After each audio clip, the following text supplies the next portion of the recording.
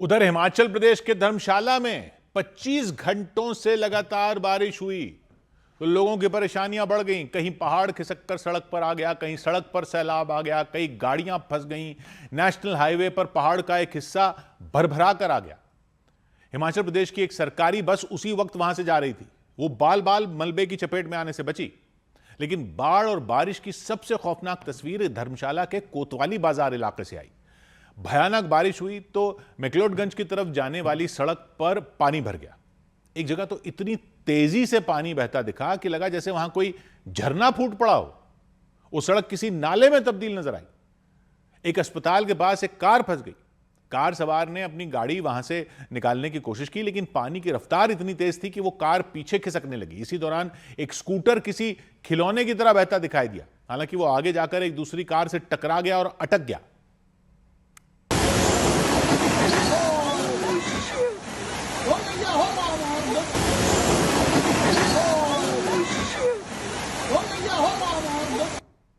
शिमला और धर्मशाला के बीच बने नेशनल हाईवे पर भारी बारिश हुई तो हालात बिगड़ गए।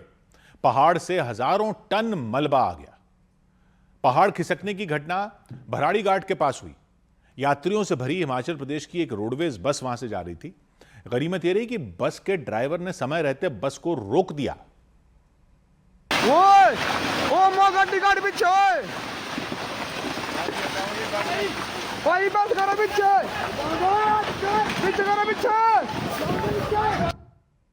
बस में सवार यात्री बाल बाल बच गए। पहाड़ से मलबा आने की वजह से हाईवे बंद हो गया। सभी यात्री वहीं फंस गए।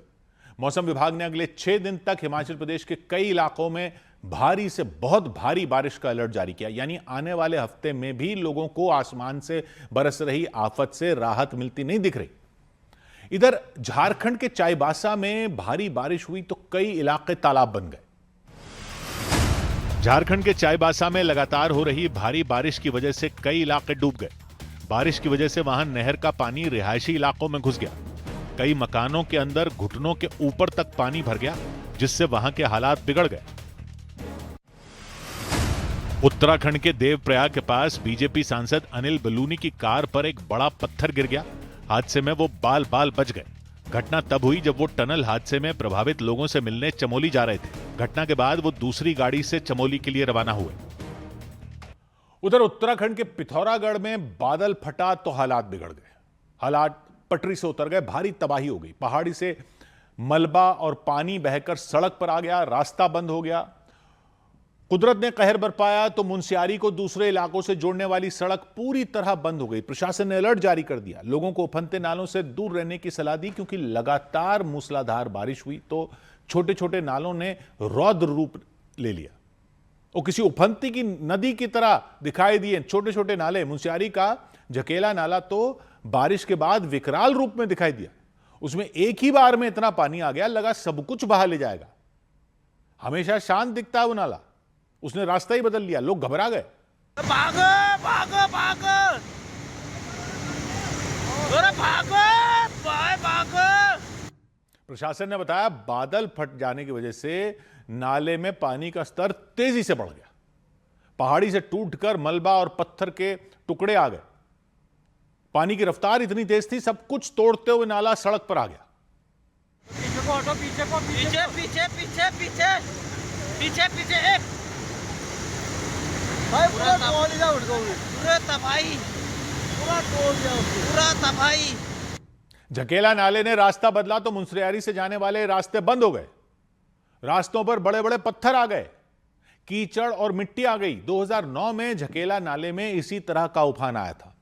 उसमें 44 लोगों की मलबे में दबकर मौत हो गई थी। उधर उत्तराखंड के चमोली में जो सुरंग धसी थी, उसमें 7 मजदूरों की मौत हो गई। 12 घायल मजदूरों को सुरक्षित निकाल लिया गया। उन्हें अस्पताल में भर्ती करवाया गया। राहत और बचाव की टीम ने जानकारी दी कि 22 मजदूर सुरंग में फंसे थे। बचे हुए 3 मजदूरों को निकालने के लिए राहत और बचाव का काम फिर तेज कर दिया गया। पूरी ताकत लगा दी गई। जो 3 बच गए अंदर। हादसा चमोली के पीपल कोटी में हुआ। वहां हाइड्रो पावर प्रोजेक्ट के तहत यह सुरंग बनाई जा रही थी। यानी पानी से बिजली बनाने के लिए जो प्रोजेक्ट बनाया जा रहा है, उसमें यह सुरंग बन रही थी। सुरंग करीब 3 किलोमीटर लंबी है। 12 साल से वहां काम चल रहा है। पहाड़ को तोड़कर अंदर सुरंग खोदी जा रही। लेकिन एक रोज पहले वहां भयानक हादसा हो गया। सुरंग अचानक धंस गई, उसमें पानी भर गया, मलबा भर गया, कीचड़ भर गया, मजदूर फंस गए अंदर। प्रशासन के मुताबिक जिस वक्त सुरंग धंसी उसके अंदर 22 मजदूर काम कर रहे थे, मशीनों के साथ थे, खुदाई कर रहे थे, सुरंग को खोदकर अंदर ही अंदर आगे बढ़ रहे थे। हादसे में सुरक्षित बचे मजदूरों ने बताया कि अचानक सुरंग की छत एक जगह धंस गई, नीचे बैठ गई। कंक्रीट से बना मोटा स्लैब टूट गया छत का। छत के टूटते ही हजारों टन मलबा सुरंग में आ गया, लाखों लीटर पानी आ गया, सैकड़ों टन कीचड़ अंदर आ गया। जोरदार आवाज हुई। मजदूरों ने बताया ऐसा लगा जैसे वहां कोई बांध फट गया हो। किसी को संभलने का मौका नहीं मिला। पानी और कीचड़ के साथ कुछ मजदूर सुरंग से बाहर जाने वाले रास्ते की तरफ चले गए, जबकि कई मजदूर सुरंग के उस हिस्से में फंस गए जहां खुदाई चल रही थी। तेज से पानी हवा आया, उसके बाद हम लोग पूरा इधर बाहर फेंक दिया। उसके बाद थोड़ा पानी सोलो हो गया, उसके बाद हम लोग धीरे धीरे करके निकल गए। सुरंग के धंसते ही अफरा तफरी मच गई, चीख पुकार मच गई। अंदर फंसे मजदूरों को बचाने के लिए राहत और बचाव का काम शुरू किया गया। एनडीआरएफ के जवानों को बुला लिया गया, एसडीआरएफ के जवानों को बुला लिया गया, आईटीबीपी के जवानों को बुला लिया गया, सेना की एक टुकड़ी बुला ली गई, पुलिस प्रशासन के बड़े बड़े अफसर पहुंच गए। लेकिन सुरंग धंसने से उसमें आया पानी और मलबा राहत और बचाव टीम के लिए चुनौती बन गया।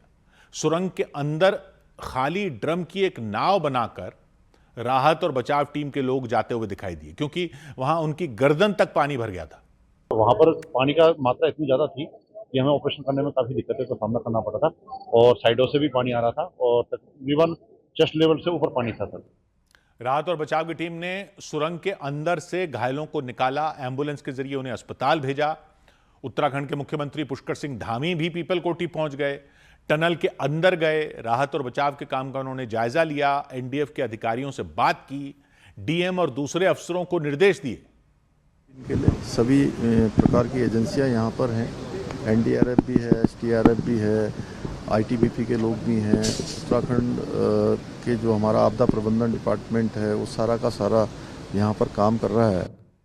पीपलकोटी के बाद मुख्यमंत्री गोपेश्वर के जिला अस्पताल पहुंचे, वहां घायल मजदूरों से मुलाकात की, उनका हालचाल जाना। मुख्यमंत्री ने हादसे की जांच के आदेश दिए, लापरवाही पाए जाने पर सख्त कार्रवाई करने का भरोसा दिया।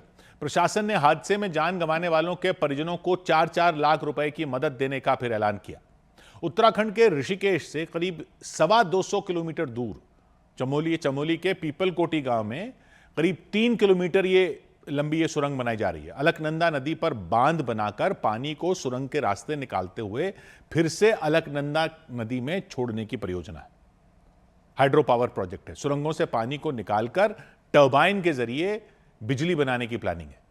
12 साल से वहां काम चल रहा था, लेकिन पहाड़ खिसकने की वजह से सुरंग धंस गई और यह हादसा हो गया। उधर सुप्रीम कोर्ट ने राहुल गांधी को सावरकर पर की गई टिप्पणी के मामले में राहत दे दी। सुप्रीम कोर्ट ने सावरकर के खिलाफ अपमानजनक टिप्पणी करने के मामले में राहुल गांधी के खिलाफ जारी समन्स को रद्द कर दिया। इस मामले में लखनऊ की एक अदालत ने राहुल गांधी के खिलाफ समन्स जारी किए थे, जिन्हें सुप्रीम कोर्ट में चुनौती दी गई थी। बेंगलुरु में कर्नाटक विधानसभा के परिसर में बीजेपी के विधायकों ने राज्य सरकार के खिलाफ प्रदर्शन किया। उन लोगों ने विधानसभा स्पीकर के चुनाव की प्रक्रिया पर सवाल खड़े किए और डीके शिव कुमार की सरकार पर सदन में तानाशाही रवैया अपनाने का आरोप लगाया। लखनऊ में एक सरकारी स्कूल में टीचरों की कमी से नाराज छात्र धरने पर बैठ गए और सड़क पर नारेबाजी शुरू कर दी। धरने की वजह से यूपी की समाज कल्याण मंत्री असीम अरुण की गाड़ी जैम में फंस गई। इसके बाद असीम अरुण ने छात्रों के बीच जाकर उनकी समस्याएं सुनी और इस मामले को लेकर अधिकारियों से बात की। अगले साल से शुरू होने वाले जनगणना के दूसरे चरण में लोगों से उनकी जातियां भी पूछी जाएंगी। केंद्र सरकार ने जनगणना के दौरान पूछे जाने वाले 40 सवालों की लिस्ट जारी कर दी। इस लिस्ट में जाति से जुड़ा सवाल भी शामिल किया गया। इसके अलावा कोविड वैक्सीनेशन और डिजिटल साक्षरता की जानकारी भी मांगी जाएगी।